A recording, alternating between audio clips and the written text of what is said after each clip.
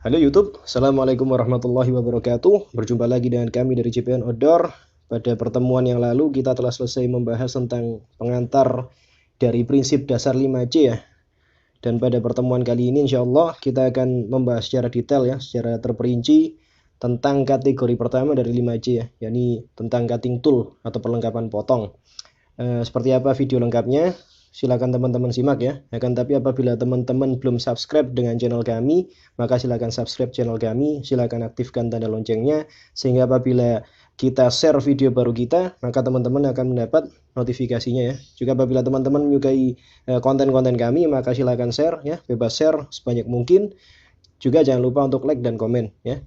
Oke, seperti apa video lengkapnya? Simak terus ya.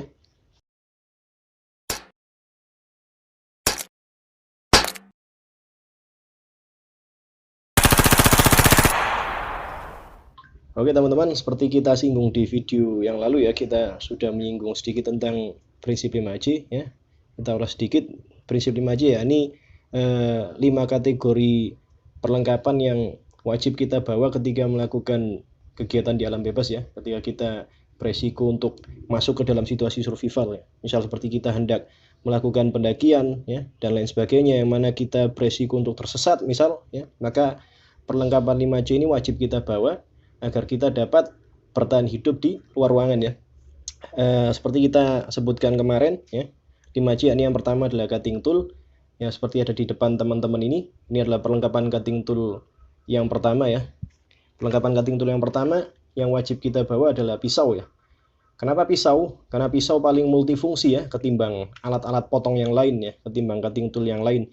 Dia bisa kita gunakan untuk pekerjaan-pekerjaan detail ya, pekerjaan-pekerjaan kecil, dan juga cukup mumpuni ya untuk kita gunakan di dalam pekerjaan-pekerjaan yang berat ya, seperti kita gunakan untuk memotong pohon yang kecil ya dan lain sebagainya ya, yang mana akan sangat berguna bagi kita untuk membuat api ya atau untuk membuat shelter ya.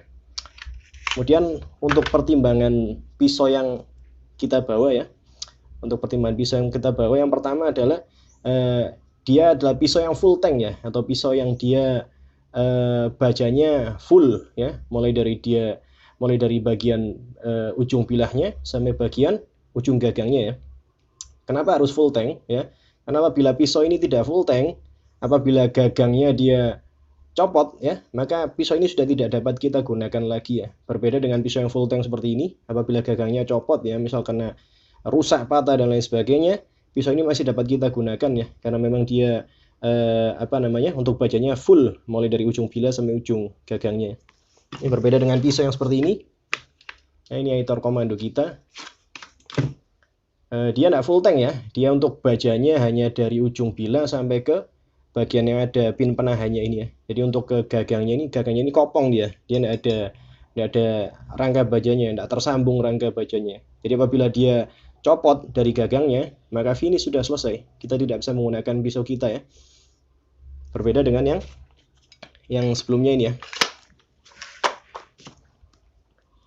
Kemudian pertimbangan yang kedua dari pisau yang kita bawa untuk persiapan survival ya, yakni yang harus kita perhatikan adalah panjang bilahnya ya. Jadi dia panjang bilahnya antara 12,5 cm kurang lebih ya, sampai dengan 20 cm kurang lebih.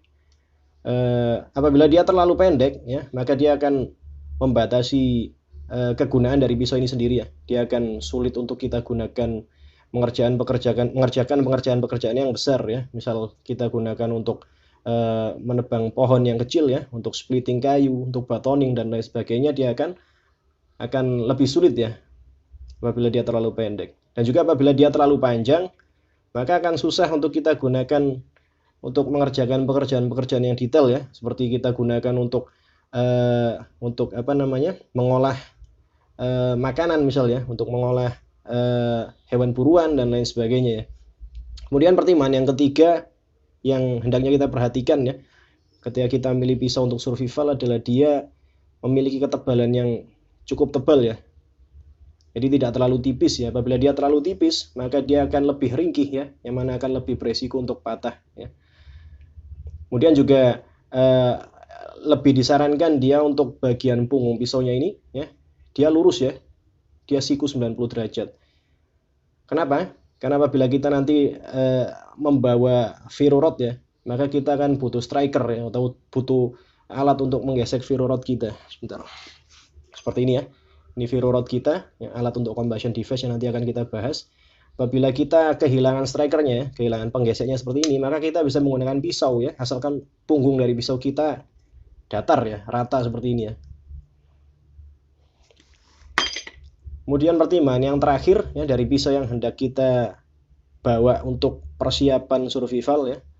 Jadi pisau ini lebih disarankan untuk menggunakan pisau yang berbahan baja karbon ya. Mengapa berbahan baja karbon? Karena baja karbon meskipun dia lebih mudah untuk berkarat ya, dia akan lebih mudah untuk kita asah ya. Berbeda dengan baja stainless ya. Baja stainless dia tidak mudah berkarat, akan tapi susah untuk kita asah ya. Oke, ini untuk pisau ya, untuk pisau yang kita butuhkan di dalam situasi survival ya.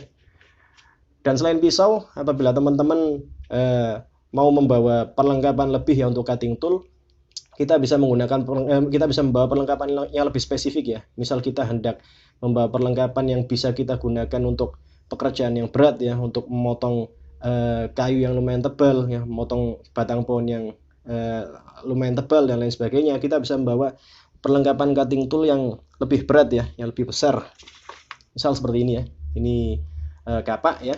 Bisa kita gunakan untuk memotong kayu yang cukup besar ya. Misal kita butuh kayu untuk membuat shelter atau untuk membuat api unggun yang besar ya. Kita butuh kayu yang besar, kita bisa menggunakan kapak ini ya. Seperti ini. Ya, ini juga ada di punggungnya ada bagian yang datar ya, yang bisa kita gunakan untuk kita gunakan sebagai palu ya, kita gunakan untuk membuat shelter dan lain sebagainya. Atau seperti ini ya, perlengkapan potong yang lebih berat ya, seperti ini ya. Ini geraji lipat ya, bisa kita bawa untuk pekerjaan yang cukup berat ya, yang mungkin kita gunakan pisau akan lebih susah ya. Misal kita hendak memotong kayu yang lumayan besar ya dan lain sebagainya, kita bisa menggunakan ini ya. Menggunakan pisau kita bisa gunakan, tapi tidak akan bisa cepat ya. Berbeda apabila kita menggunakan kapak yang tadi atau menggunakan gergaji lipat seperti ini ya. Pekerjaan kita akan jauh lebih mudah. Atau misal kita membutuhkan pisau yang ukuran kecil ya. Misal untuk kita gunakan untuk untuk menguliti hewan ya dan lain sebagainya. Yang mana pisau yang lebih kecil akan lebih mudah ya untuk kita gunakan. Maka kita bisa membawa pisau yang lebih pendek ya, seperti ini ya. Yang lebih pendek seperti ini ya. Ini bisa kita gunakan untuk menyisit atau menguliti hewan ya, hewan buruan yang kita dapatkan di dalam situasi survival. Ini pisau liuku, dia tidak full tank ya. Akan tapi karena dia fungsinya lebih ringan ketimbang pisau utama kita ya, maka tidak terlalu bermasalah ya apabila dia tidak full tank ya. Karena resikonya untuk copot dari gagangnya lebih kecil.